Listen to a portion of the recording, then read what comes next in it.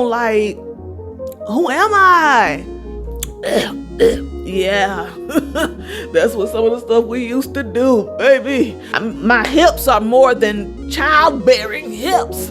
We just on to the next one, baby. That didn't work, get another one. Somebody gotta pay the price, all right? What, buckle up, sit back. Girl, you not under attack.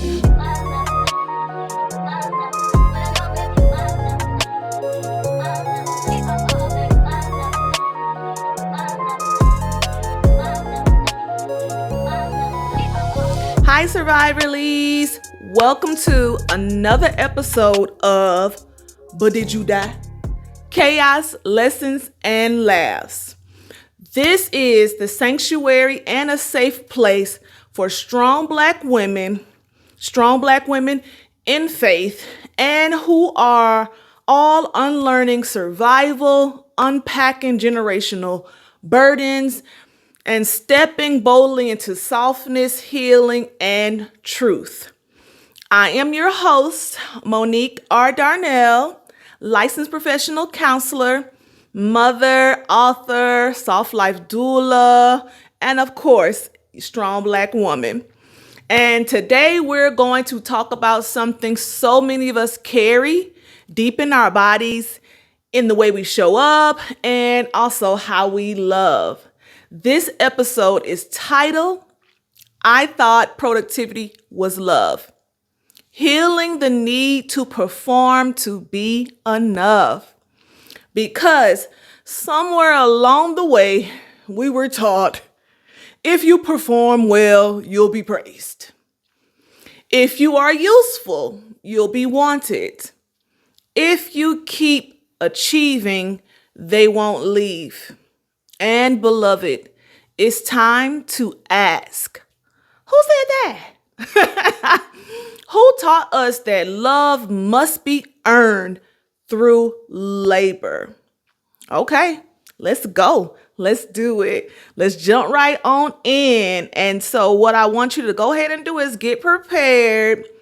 Okay, sis, and pull out your journals.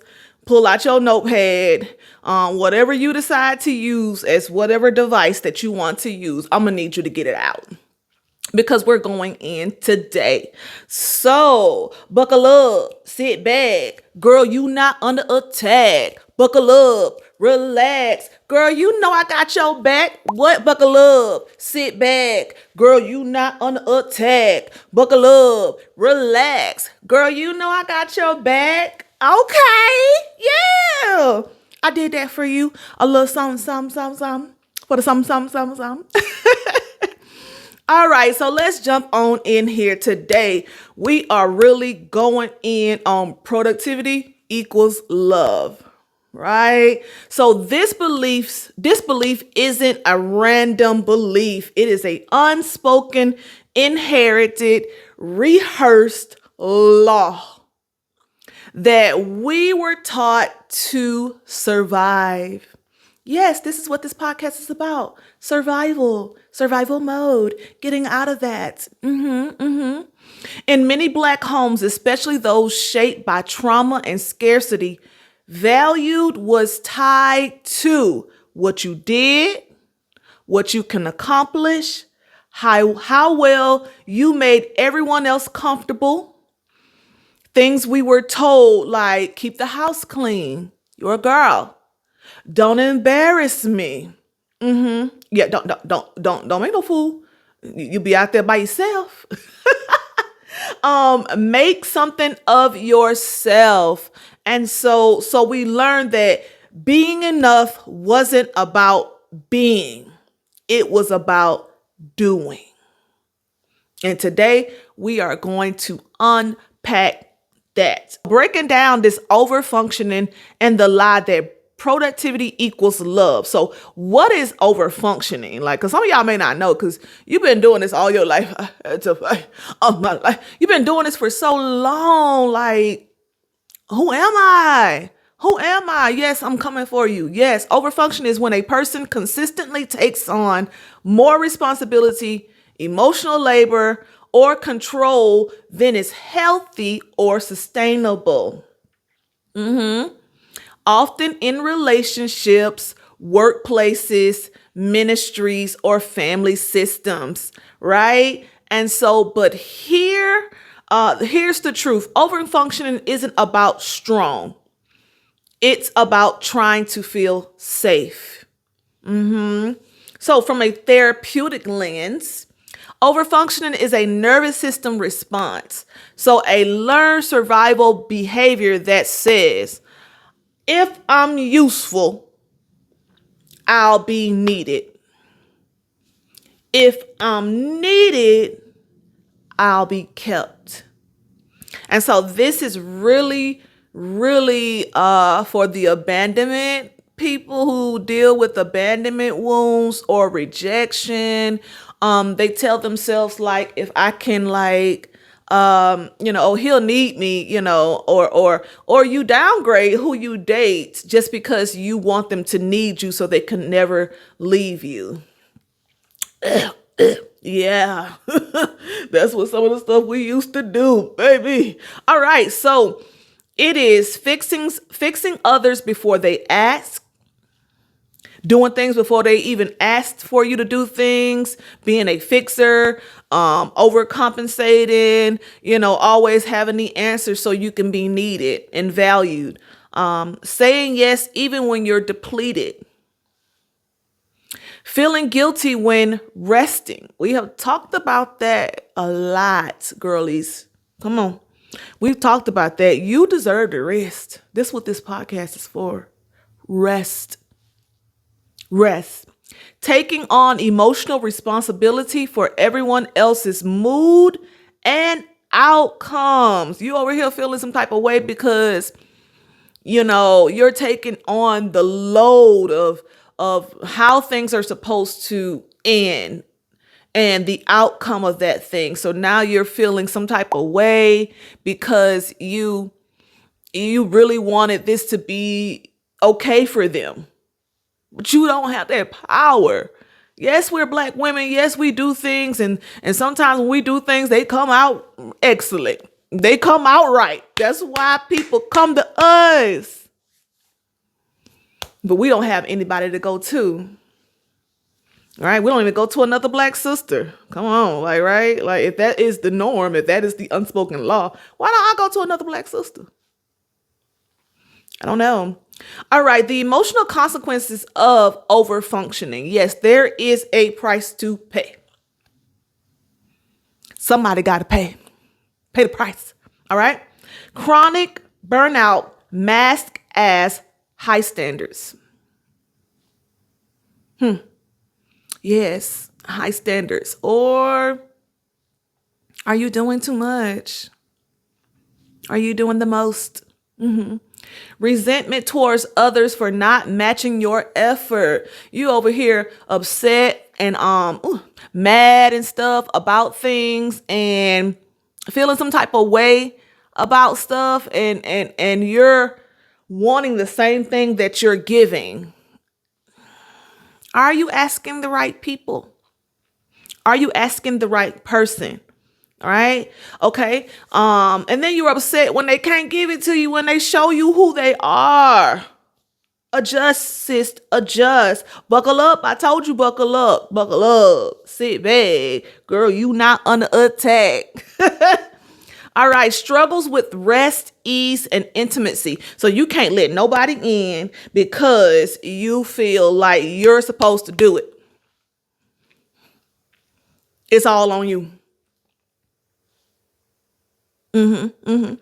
Deep disconnection from your true desires. So you're not able to even be honest with yourself about what you want because you're taking on everybody else's desires. You're feeling their desires before they even tell you what they want.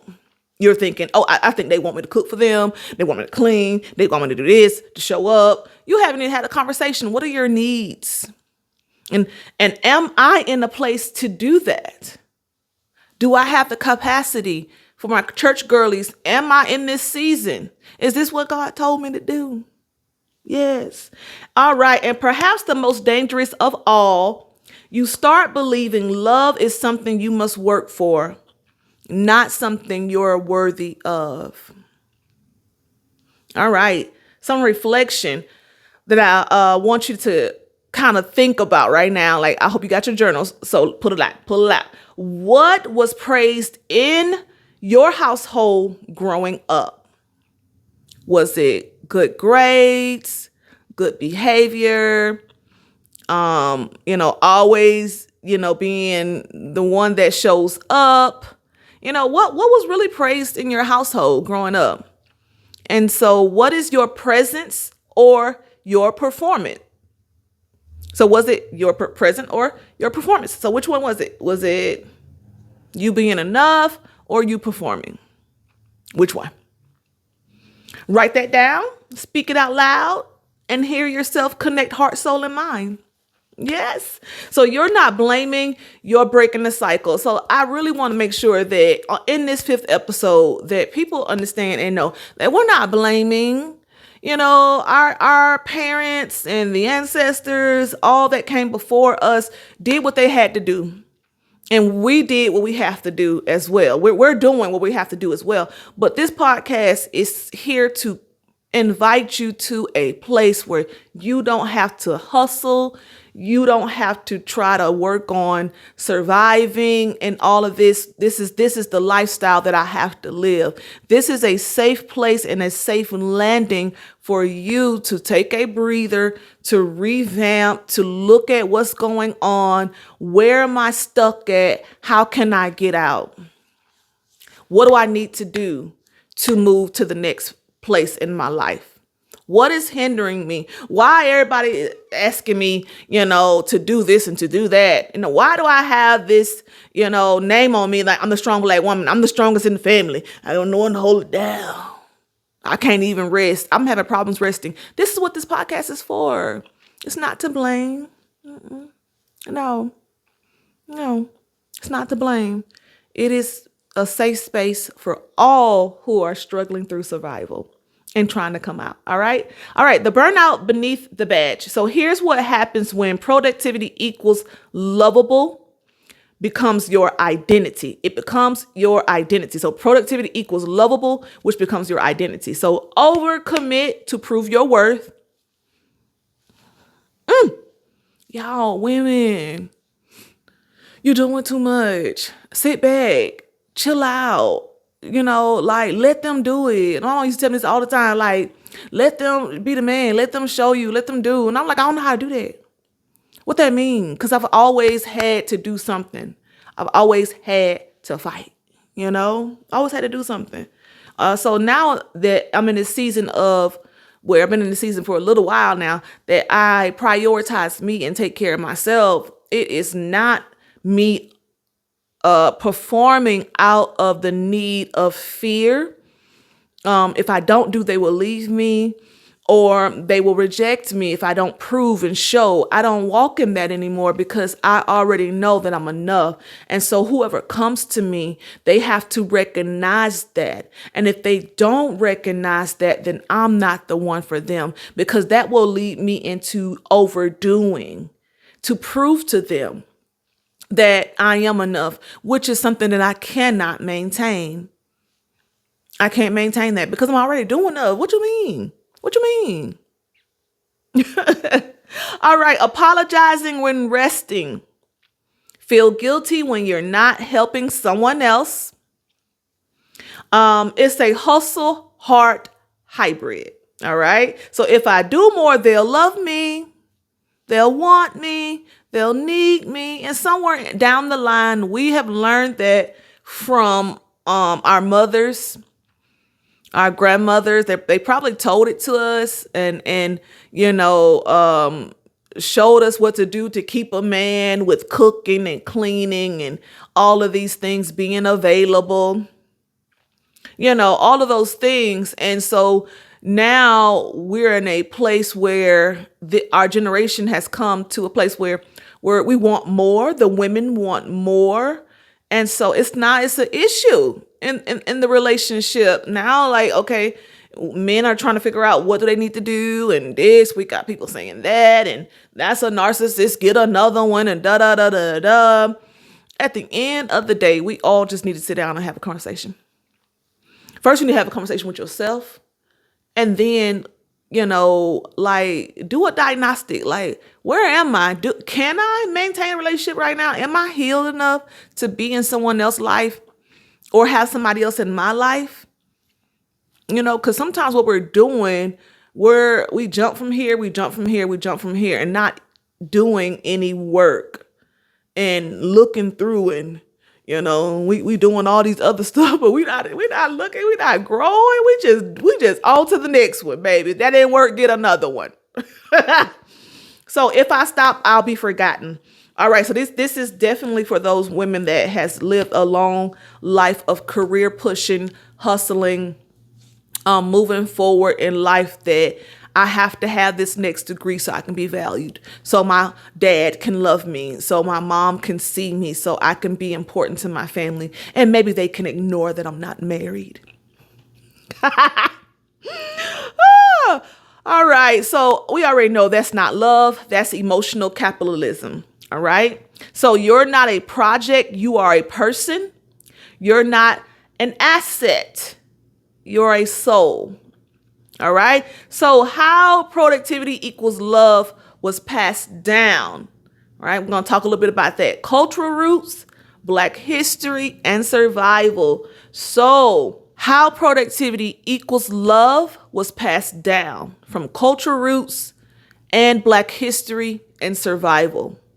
So we already know from enslavement to sharecropping to modern corporate and church culture, value was historically tied to how hard you can work, how silent you could be or could stay, and how much you can endure. And so productivity became protection. Compliance became currency. And somewhere along the way, doing became tied to your worth. Now, for the Black woman, the role of the strong Black woman emerged as a badge of honor, but became a cage. Now, if it's not for you, that's okay. You can wear that strong Black woman cloak. Good. Okay. I am a strong Black woman, but that's not all who I am. I am more than a strong Black woman. My hips are more than childbearing hips. Come on, I am more than these things. And so I should not have to become the fixer, the dependable one, the emotional backbone of our families, churches, and communities. Now, if this is something that you want to do, then okay. But, let's not have it tied to who you are, and that's it. We all should have some of these capabilities. We all should be dependable. We all should be able to fix our own lives.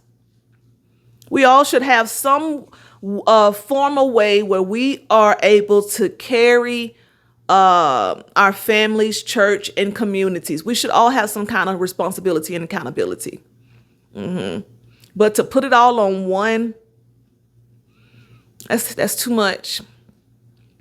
That's too much. And then that person goes unnurtured, unloved, uncared for. People don't even really ask them, are they okay? Because they thought that, I thought that you were okay. I didn't think about it. I thought that you were all right. I didn't know. No, sis. So family systems, conditional love. Many of us grew up in homes where love was transactional. So, you got affection after you excelled. You got validation after you cleaned, cooked, submitted, or serve. Being a good girl meant being useful. We're gonna leave that good girl alone. All right. We learn if I do well, I get praised. If I fall short, I get punished or ignored. Yeah, sad to say, but that's what it is. This trains our nervous system to chase productivity as we form a emotional safety. So a form of emotional safety. So now, because we are so used to doing this, it becomes a part of who we are. And now anytime we feel safe love or healthy love, we're like, I don't know how to deal with this. I need a little chaos. I need to do a little something. I need to stir up the boat and self-sabotage a little bit so I can fix it. So I can be the one that they depend on, and I'm that's why we walk around here tired. Yes, sis. Yes, if you feeling ignored, then that's not your man. That's not your man.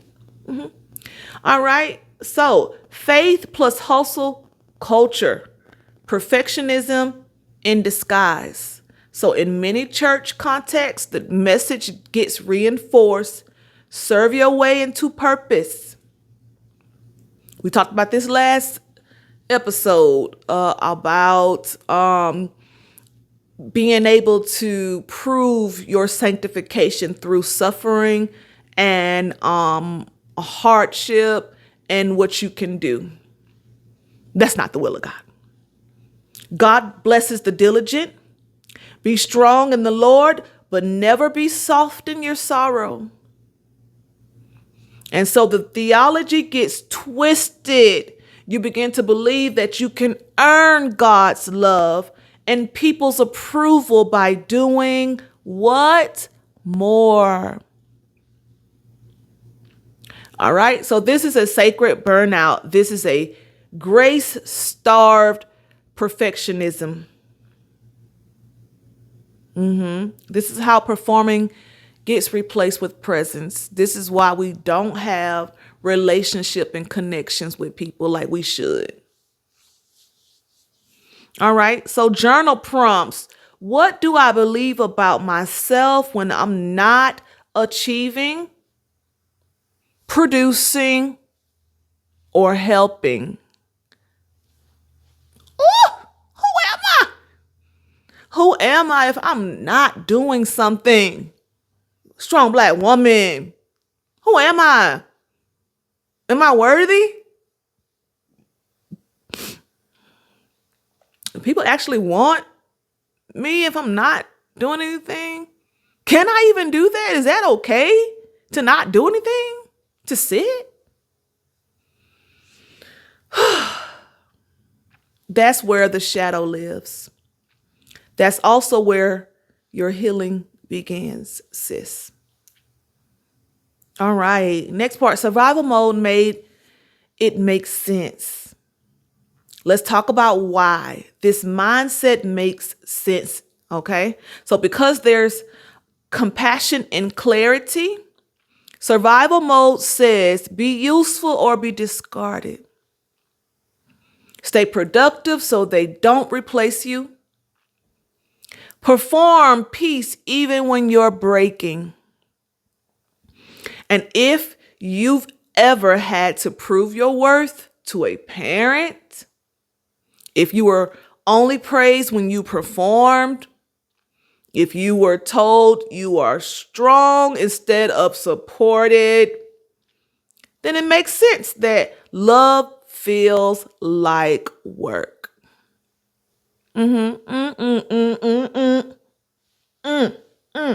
Work. All right. But here's the truth. Survival is valid. Yes, we know that. We know that, right? You have to have some grit. You have to have some get back. I'm not coming against that. Yeah. But it's not sustainable. We were not created to be in survival mode. That jacks up your nervous system. That jacks up your mindset, psychological, the body, all of the things that comes with being in constant survival mode. You don't know what's up. You don't know what's down. You don't know what to do. You don't know how to handle stuff. You just on to the next. You're going to do or you're not going to do. Like, what's up? What's happening? What's up? And you don't need to perform to be pursued. Period. You don't need to perform to be pursued. You are already worthy for love. You don't have to work or prove that you are worthy to be pursued. That's not your man. If you feel like you got to do that, you feel like you got to go through all of these channels to get him, then maybe he's not your man. That's not for you. You don't need to grind to be good, to be loved, to be seen, or to be valued. You are already loved. All right, so how do I change? What does that look like, Ms. Monique? Where do I start? Like, you got all this stuff to say about this and about that, but you ain't telling me right now what they look like for me. So the healing starts when you allow rest, not as a reward, but as a right. You over here talking about, oh, I guess I did enough today so I can sit down. I can watch a little TV. That's crazy that is not now a reward, to sit down and watch a little TV. I can get a little snack. Whatever you decide to have as your reward, that's okay. That's for you. You know. All right, it's when you believe that who you are without the output is still deeply valuable, deeply loved, and deeply divine. Now, rest becomes a spiritual practice. It is part of getting out of this hustle, aggressive mode and walking into I attract what is needed to me, what I'm supposed to have, instead of going out and go do it for yourself and chasing it and go get it. I'm getting it. And some stuff you got to go get. Of course, I'm not telling you to stop being a boss babe. I'm not telling you to stop, doing what you got to do. For my entrepreneurs, I'm not telling you to stop doing it. Do what you got to do. But are you taking time to take care of yourself? Is that even part of the plan? Like, do you have a recovery plan? Or do you only have a survival plan? Is that it? Like, where is the maintenance plan? When you go through all this, like, how do you recover? I don't know about that. Since when we did that? We recover? I didn't even think about that. I didn't even know people did that. All right. So stillness become resistance to a world that told you busy equals worthy. So you get to be still. You get to be loved. You get to be without doing. Okay. All right. So we're finna slow down for a second. And I hope that you are in your seat or you're somewhere comfortable, because we're finna do some affirmations. Can't give you stuff without giving you stuff. Yes. All right. So say it with me. Repeat these with me. All right. I'm listening. So don't play with me. All right. I am not what I produce. I am not loved because I am useful. I am loved because I am. Rest is not lazy. It's liberation. I release the need to perform for love. My presence is sacred. My softness is safe. I am enough even when I'm still. My worth is not based on my output. I am lovable when I am resting.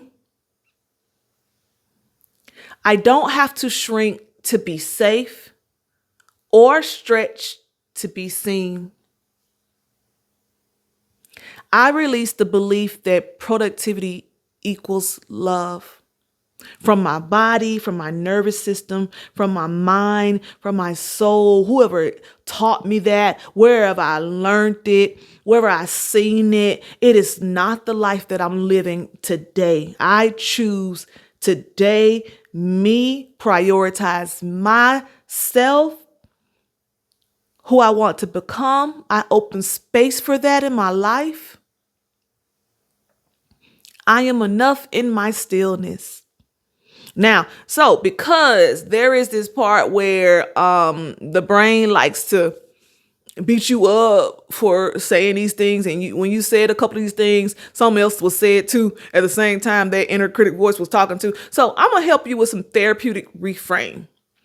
from trauma to truth. So that's just really you're saying one thing, but you have one thing and you just reframing it to something else. All right. So trauma belief, and then you have the healing refrain. So if I stop doing, I'll be rejected. That's what you believe. That's what you act like.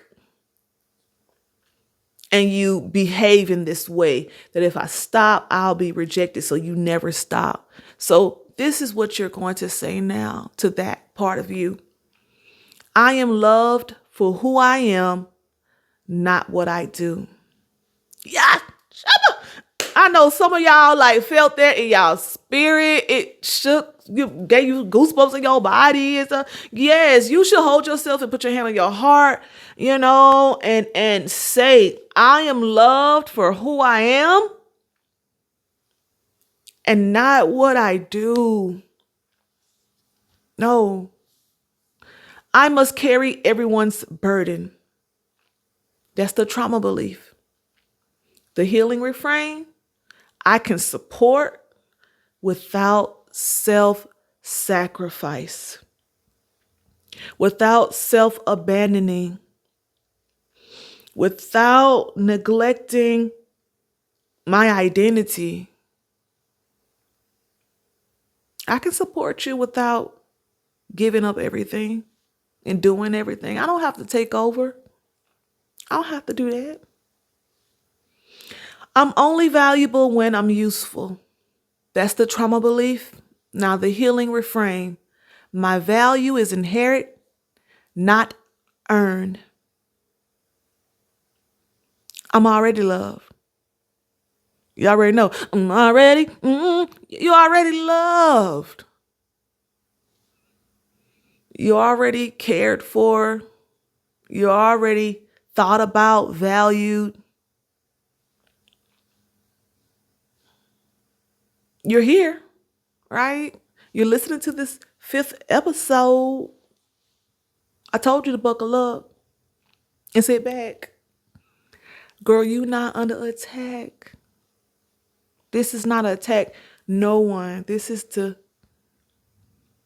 put a mirror in front of you, girl. How long? We in our 40s. For those who are in their 40s, but for those who are not, and you feel like you in your 40s because you've been out here hustling and bustling and doing everything else. Come on. When are you going to make a decision that I'm not going to live another life, another day, another hour, a minute, miserable by my own hand? My life is miserable because of the decisions I made and the way I see it. That's you. That's you, sis. You are in charge of that. You are in charge of that. Yes, you take over everything else. You take care of everything else, but you can't get a handle on you. You don't know how to take care of you. Girl, I said buckle up, sit back. Girl, you not under attack. I mean, that was probably a little bit, me and my kid nails, a little bit, girl. All right. So let me go ahead and give you this. I got a love letter to the performer in you. All right. This is to the part that had to learn to survive, that made you feel like you wasn't enough. So I want you to, if you're driving, don't do this. Wait, push pause, stop that right now. And, pull over or wait till you get home. I hope that you're doing this at a time where you can sit and you can listen, you can laugh, you can connect, and you can feel. I hope that you're doing that with this, okay? So, beloved, if all they ever gave you was survival, not softness, no rest, no unconditional affirmation, then no wonder you thought productivity meant love. But not anymore. Not today. Not listening to this 5th episode. You get to stop over functioning today. You get to stop carrying everyone's expectations today. You get to be held instead of being used or being useful today. Now, because I'm a therapist and I'm a good one at that, I know that doing this is going to stir up some pots, okay? Doing this is going to make some people mad. It's going to probably cut some friendships, some relationships, some connections because, now you're acting funny. Now you love yourself now. Now you be listening to that black girl who loud and wear pink and all that. You listening to her and she got you all out here acting crazy, thinking that you all that and you love yourself. Now you wearing pink. Now you putting makeup on. Now you doing your hair. You think you somebody. And yeah, you tell them, watch your mouth. Yeah. How long must I carry you? How long must I do this for you? How long must I self-sacrifice and abandon me? And that's why I am irritated. That's why I'm tired. That's why I'm frustrated. That's why I'm depressed. That's why I got anxiety out out of nowhere, because I have no time for me. Because I put you first before me. So, in closing, my sis, I want to say again, thank you for showing up and letting me speak to your hearts today. If this episode spoke to you and you want to take this deeper, I got you. Download the healing workbook in the show notes or wherever they go. I don't know. It's not my department. To help you name where this belief took root and began writing your new law of love. I pray that this stirs up something in you. And then I hope for all those who are not believers or whatever, I hope that this stirs up in you as well. That this makes you think, challenge you into like, who am I? What am I supposed to do now? And all these questions, and you write them down, and you, Christian, take it to the Father. And if not, non-Christian or non-believers, take it to your therapist. And for y'all Christians, take it to the therapist too. And if you're tired of always being the one who shows up strong, send this episode to someone who sees you. Tell them, this time I don't want to be strong. I just want to be real. I just want to be me. I don't know what that looks like, but I can't carry you right now. I don't have the capacity to do it, girl. I don't have it. Like, I can't. Get somebody else to do it. I can't. I need to rest.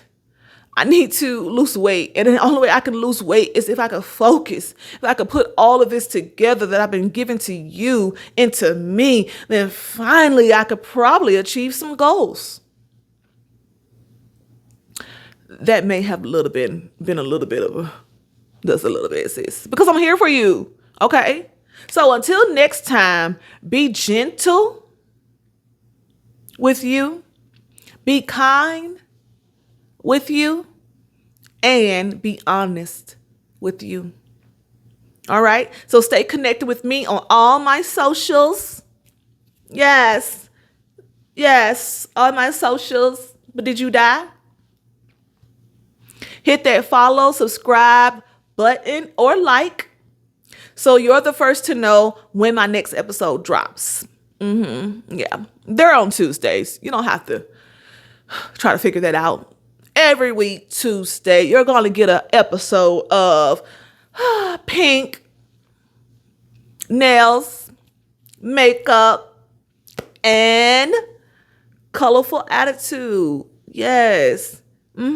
Peacock.